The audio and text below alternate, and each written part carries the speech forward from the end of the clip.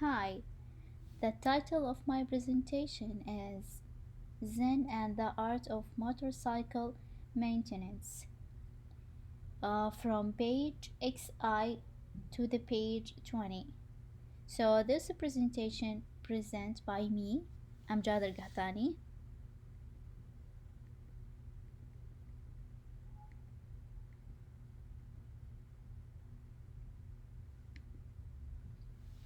So let's get started. The book is on its 25th anniversary edition and was improved over time. The writer focuses on the failures of the original book and ignores the success the book gained over the years. There were a minor and one major problems. The minor problem is Vidrus does not mean wolf in Greek. In fact, Vidrus means brilliant or radiant.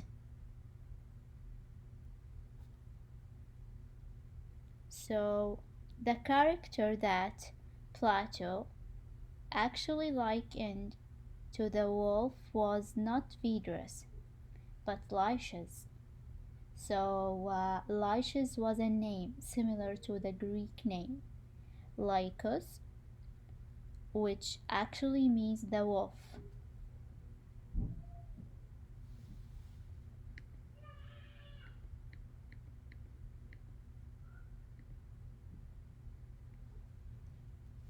So, here, the second problem was the ending, which seemed to be missing something.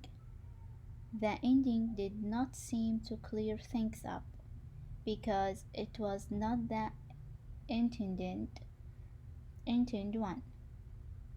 In the intent ending, Vidrus triumphs over the narrator, and this is made clear in the edition by using a sans serifs font for Vidrus voice.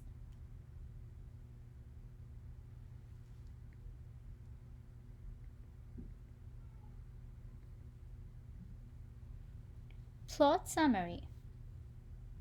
So, the sequence of events in the story starts with the narrator, Chris' dad, and Chris on a motorcycle traveling to Montana with some friends.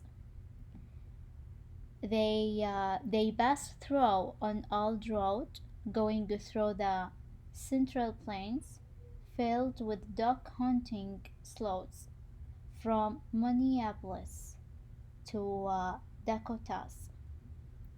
The father seems impressed by the sight of red-winged blackbirds due to his past memories and wonders how Chris is not impressed by them and the fact they were seasonal and their arrival marked the stars of the dog season.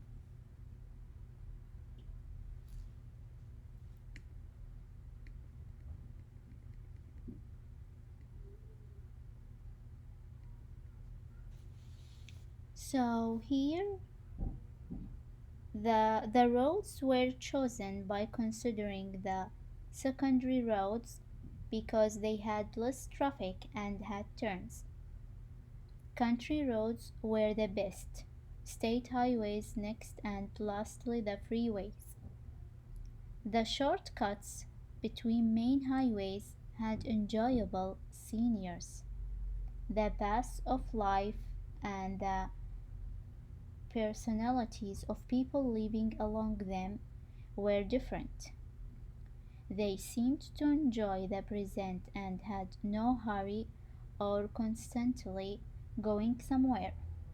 The narrator finds this discovery interesting and compares it to being conned into thinking that the metropolitan was where the best action was present. The major challenge was avoiding getting lost, especially due to using roads that only locals used and had little or no markings.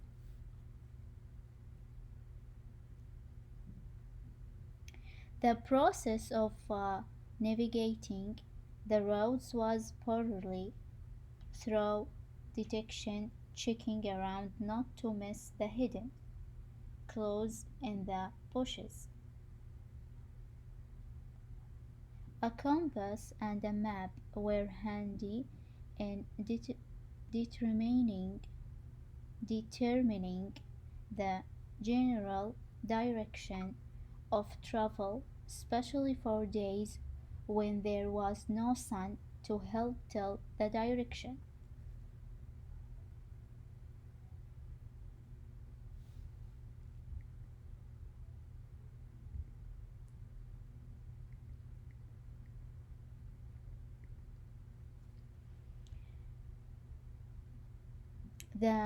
The narrator in, introduces us to the differences in opinion between him and John on how one should maintain their motorcycle. The narrator chooses to use his small talk toolkit and instruction booklets to maintain one's machine, while John prefers using a competent mechanic so it is done right. This is a conversation that John and Sylvia seem to have trouble getting their motorcycle to start, yet they were following the instruction. The narrator seems to be having a better understanding of how to solve their problem by giving them advice. I assume this is either from his experience with maintaining his motorcycle on his own or from the instruction booklets.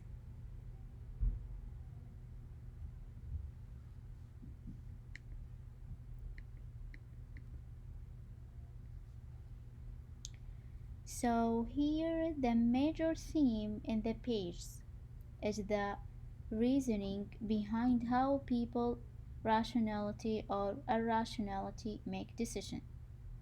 The theme is presented by the differing opinion between the narrator and John on the motorcycle should be maintained. The narrator tries to reason out how John and Sylvia would prefer to use a mechanic instead of doing the work themselves. The narrator does not understand the root case of such reasoning, given that they are both capable of doing the work themselves and in the process save some money.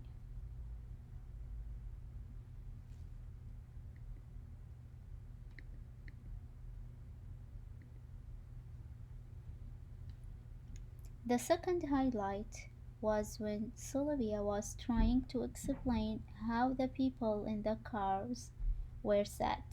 The narrator chooses to answer it logically because they were commuting to work and people work to live. I think Sylvia was trying to show how the city life was taking a toll on people in a way that they had no time to exist in the present. This is why she was saying they looked lost. But logically speaking, it was what people do to survive. Thank you for listening.